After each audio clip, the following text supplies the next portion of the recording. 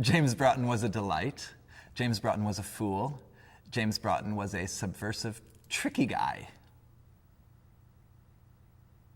When did I first know Broughton? I don't know. It had to have been after moving to San Francisco in '82. I would say probably mid-'80s, somewhere in there. I know that I first used Broughton, or pirated him into my own performance poems in the late '80s, '88, '89. So clearly he came to my attention sometime before then. But I don't think I have this super sharp moment of when I knew Broughton. It's more like when I knew him, I felt like we'd always been around each other, or he had created some kind of both artistic and queer context that I lived in and took as normal. So I think he's always been around, whenever as I've developed a kind of both artistic and queer consciousness. I feel like Broughton's been a part of that consciousness. I have a trip about lineage. So I think anytime we're in a now, the present, there's all this presence of both history and future in that whether you know your history or not, you're living it. So for me to say that, there's some kind of both artistic scene that I'm in and both a queer scene that I'm in, that Broughton was always there, it means that I see him as someone who helps set up the conditions, the material, the psychological, the imagistic, the psychic conditions under which I operate as both an artist and as a gay person, queer person. I think we all get some benefit from his contribution to the scenes that we live in, but the more that you become aware of it, the more that then it starts to become something that you yourself might also perform. Or in the first person, it's like, the more that I'm aware of what he's done to create the conditions I live in, the more that I start to also perform out of that place, like that I start to extend that lineage. And that's how I see myself in relation, and for sure that extends to everyone around me, but they might not have as much sort of conscious attention to extending that work. I think there's a number of ways that he influences not just me, but the scenes that I have grown into. And I think that he has a kind of child's eye view on the body and sex and God and the earth and all their interrelations. And by child's eye view, I don't want to get too romantic or nostalgic, but more like he brings a certain kind of combination of innocence and curiosity to each of those pursuits. So, the hippie movement, the 60s movement that he participated in, he flowed with, he predates, was really preoccupied with some kind of reinvigoration of that kind of innocence and curiosity, and a kind of moving away from an idea of the adult as an oppressor of the imagination. It's funny, I don't consider myself someone who understands poetry or gets poetry. I don't have a strong relationship to poetry on the page. I think if there's any reason that I've liked Broughton as a poet, it's because he's so accessible. He's so simple and direct and makes these magical words happen right in relation to each other. We were just talking about the use of the phrase God body. The first time I saw God body, in a way, I got it. It hit some very deep pagan place in me of like, right, why do we separate these words? Why not materialize the God in the body? Or even, not even materialize, just presence the God in the body, and why not fuse them? I think Broughton really inspired me as a filmmaker more than a poet, or the first time that I saw the poems turned into films, this combination of the voiceover and the visual image. And those had to have been in the poetry film festivals in the mid-'80s, when I first would have experienced those. Experiments in art. Why is that important, and how did I experience it?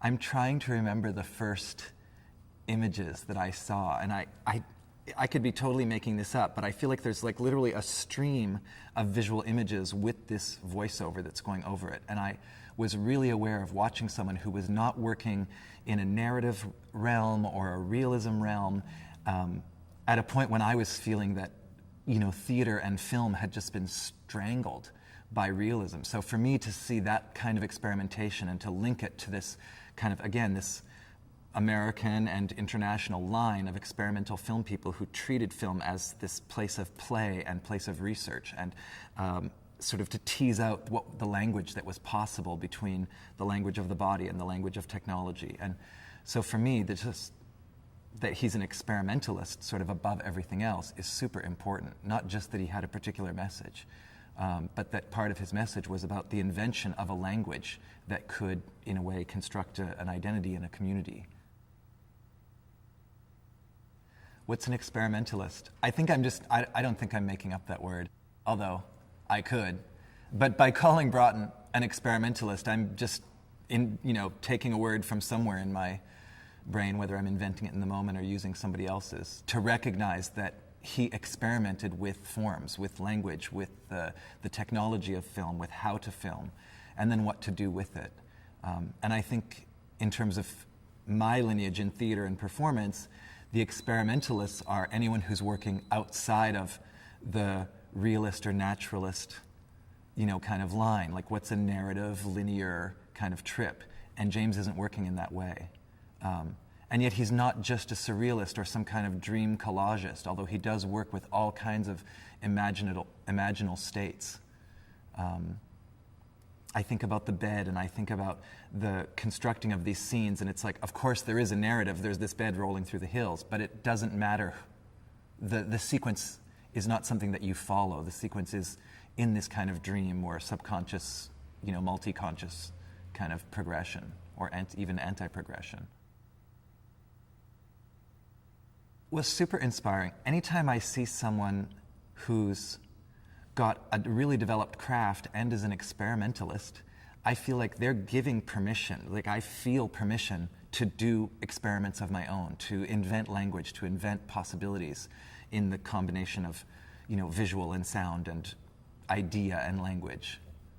There are a bunch of experimental filmmakers that when I think of them primarily as formalists. They're working specifically with forms, with techniques, with kinds of language, with genre even. I don't see Broughton as a pure formalist the way I see some of other experimental film people. I think there's something to be said for when you first see it, and it seems like there's almost this naivete of language, this really hyper simplicity of language, and even some of the images that he's working with. Just the way he's presenting the naked body or the clothed body or two people in relationship. There's almost always something almost cute or naive or nice about it. And at the same time, you recognize that he's unpacking a whole kind of lineage of formal work in the arts, in language, in film, in technology. And somehow he's deep enough into the craft to be able to extract something super simple and precise even. Precise with the language, whether it's a visual language or a spoken or poetic a written language. I think actually he's filled with messages. Maybe there's one simple one that might tie it all together. I don't know what it is.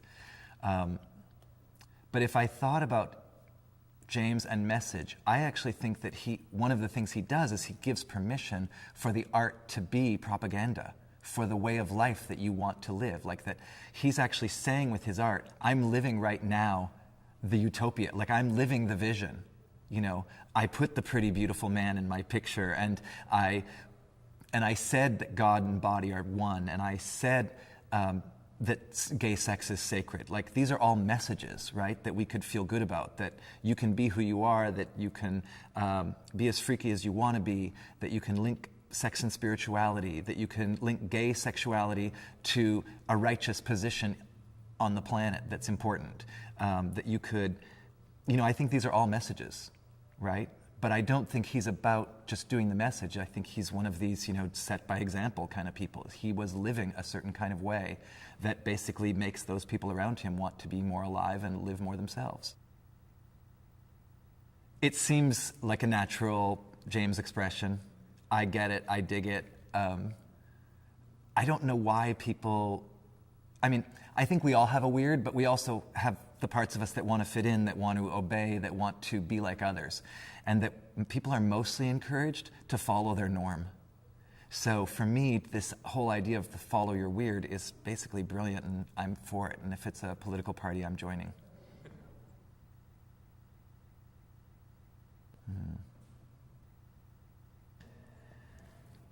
I think his poetry is liturgical.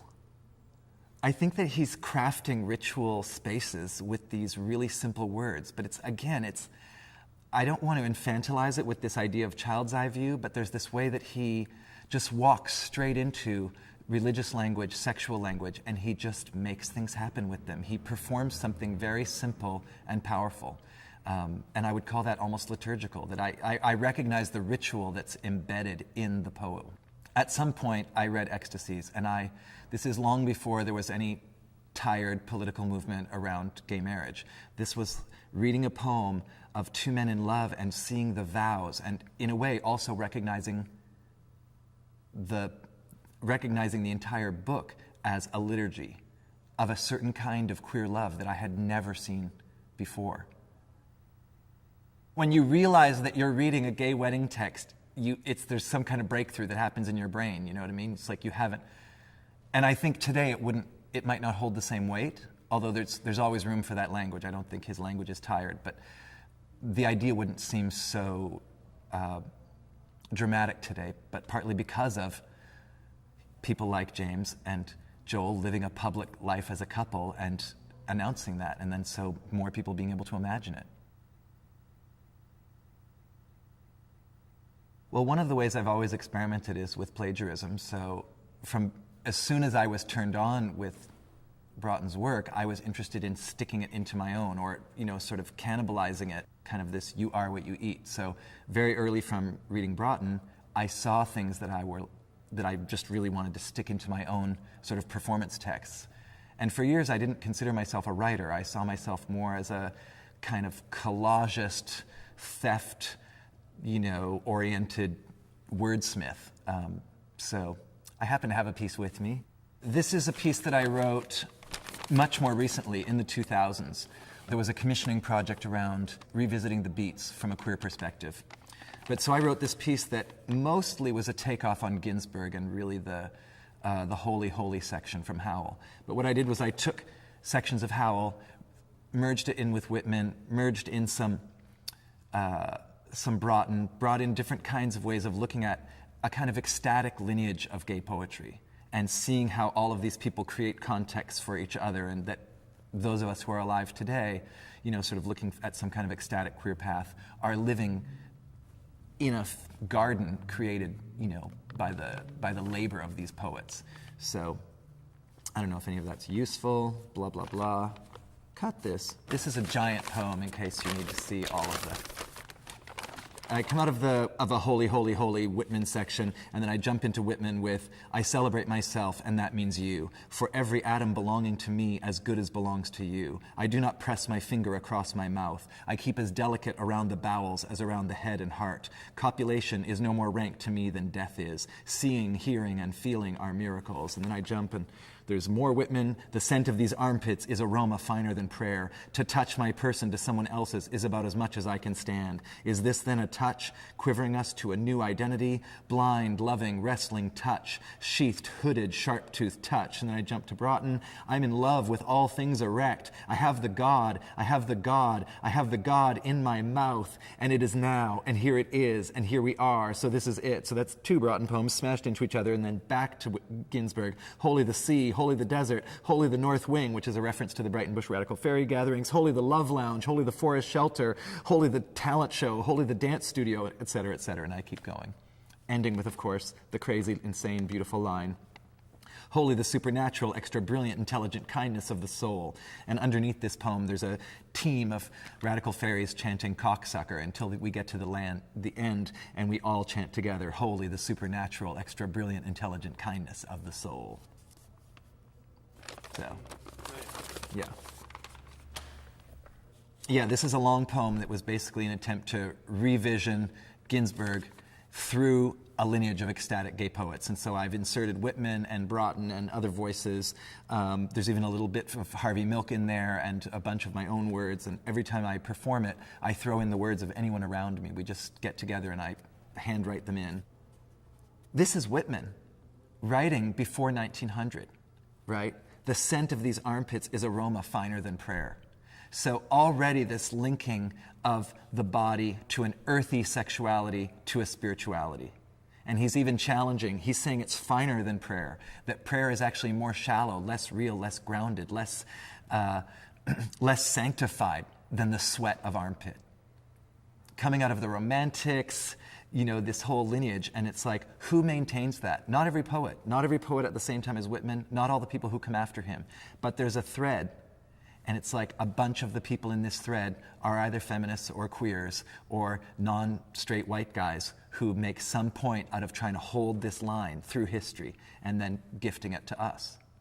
There's so much encoded or gay one step removed in Whitman, and Broughton doesn't have to do that. And one of the reasons he doesn't have to do it is because he read Whitman as a kid, and he went, holy shit, look what's possible. So that's why I'm saying for me to read Broughton in my early 20s is like, well, then by the time I read, it's an entirely different world. It's a post-closet world. Now everything's possible, and we can, just be, as pornified as we want in our work. And then how do you take that much more graphic permission around sexuality and still try to keep some kind of link to the spiritual that is continually undoing, a kind of Calvinist Christian, oppression of the body, and especially the gay body. And an oppression of the gay body as not holy. And once we say something's not holy, we then basically deny its right to have rights, its right to live, its right to breath. I think it's sometimes a little too much to read gay into history. Like, is Rumi's love with, his beloved, is that a gay love? Who cares? It's a different context entirely.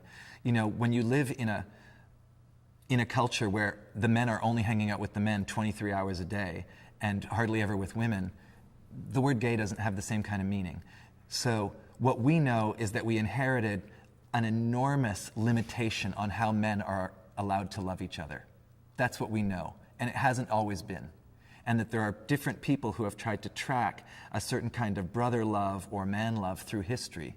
And again, this could also be true about man-woman love and woman-woman love and adult-child love and animal love and all kinds of other loves. But if we're just talking about, boy love and man love, it's like there's a way where what we've inherited and to think that this is what's correct in relation to history is so oppressive, so limiting, so square, so few possibilities of what's possible between two men. That sure, it helps a lot to look hundreds of years previously and to look at a Rumi and then make that a link to a Whitman 100 years ago and a Broughton 30 or 40 years ago and to a Ginsberg and then to an Essex Hemphill and then put all those things into a line, right?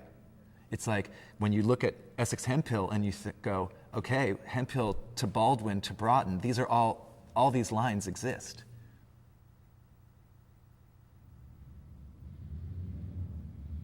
Broughton is innovative in a way that's almost not obvious because the work seems so simple. But I think that being able to speak that directly, again, that becomes part of the legacy of the Beats. He gives that to the Beats rub that back off on him. This idea of that we're now going to just speak in a plain speak, that verse no longer needs to be some kind of either academic or esoteric project, that really the magic is possible in everyday speech. And Broughton does that in his poetry. And I think that there's a certain kind of everyday, even in some of his filmic language, that again is part of the art movements of the 50s. What happens when you strip away representation and you strip away some kind of sense of acting and people just show up as themselves? And I think that's what he did. And that's why there's not a very clear line between the films, the poems, and his everyday life. Like that he's part of this new generation that goes, we're just going to be like this. We're just going to live this way. And the poems, it's not even that they're reworked a million times. That's also part of the Beat legacy, right? First thought, best thought. We're just going to say it. We're just going to be it. This is it. We're improvising right now.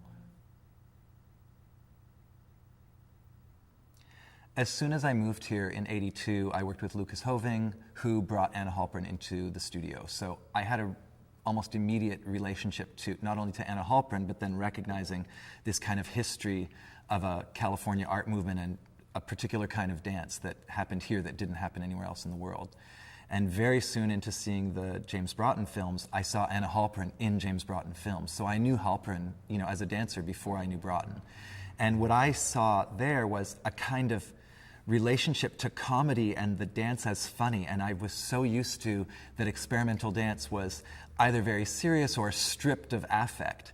And that's not true with Halpern. She was emotional, she was hilarious when she wanted to be, she had a kind of gravity or sense of drama and ritual about her, and she brings that into Broughton's work. So you see this lightheartedness, and I think earlier when I had been talking that I linked that to the funk movement, that starting in the 50s we had California artists who were being funny. They were working in ceramics, which wasn't a high-end material. They were making jokes in a way that, the abstract expressionists were so serious, and people who were coming from these other different lines of work were being so serious. And in California, you had people working in dance, in film, in visual art, in poetry, who were not afraid to just be silly, right? To just, and I don't mean silly like make a poop joke or a fart joke, but like a silly in terms of, I don't know, the way the jester pokes the king and says, you're not wearing any clothes and it's obvious to all of us. That kind of silly is something that I associate with a California art that comes out of the 50s and 60s. It feels like there's something particularly Bay Area about James Broughton for me. And there's something about the politics being embodied in both a sort of pagan spirituality and a relationship to the outdoors and the natural body, and a free, easy way of working with the nude body, that it's not a big deal. And that could be Halprin or that could be James Broughton. But there's a way where the naked body in the living theater is a very intense naked body. And out here in California, the naked body was like, there's a tree, there's a baby, there's a dog, there's a naked person. And so it becomes like a hippie sensibility even before we have hippie sensibility. There's something about that the cock could be the god and the god could be in your mouth, and that you could celebrate sex from this place of, like I say, the poem becomes a liturgy of queer ritual, of queer sex ritual, and then therefore that then links it to healing and to a different sort of conception of self, that we are both in this, double helix, weave with the divine in our material bodies, and that an expression of the divine therefore becomes a sexual pleasure. And that links to pagan ideas like, all acts of pleasure are my rituals, says the goddess. But it's like, who takes that right into gay sex and goes, no, right, the cock in the mouth, cock sucking, that's a magical prayer. And we get that from James, and maybe other people said it, but I didn't hear it from them. I got it from James first. This is it, and I am it, and shh, and you are it. Okay. A poem by James Broughton. This is it. This is it, and I am it, and you are it, and so is that. And he is it, and she is it, and it is it, and that is that. And oh, it is this, and oh, it is thus, and it is them, and it is us, and it is now, and here it is, and here we are, and this is it. Just saying this poem makes me smile. That's hilarious.